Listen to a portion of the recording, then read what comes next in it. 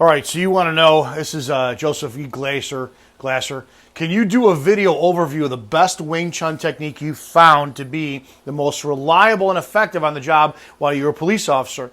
It's always going to be the punch.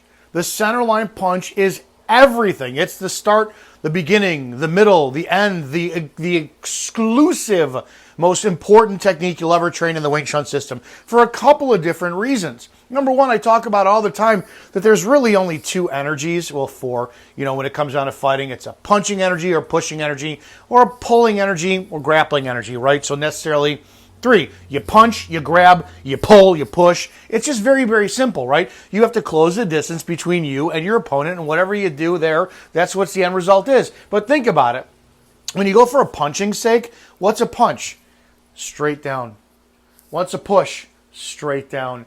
The only difference is the speed in which you apply the both. So to have a good punch, what do you need?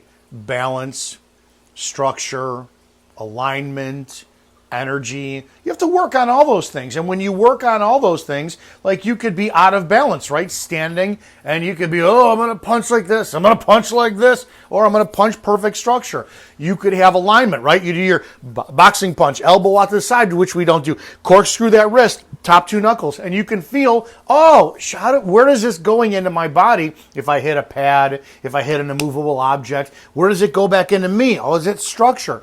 The bottom line is everybody thinks about technique, but they do not think about what it is required to apply the technique. So in other words, you can have a great car.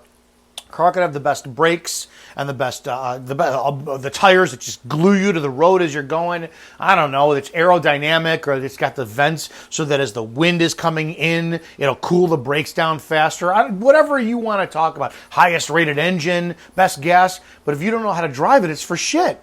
You're the same thing with your Wing Chun.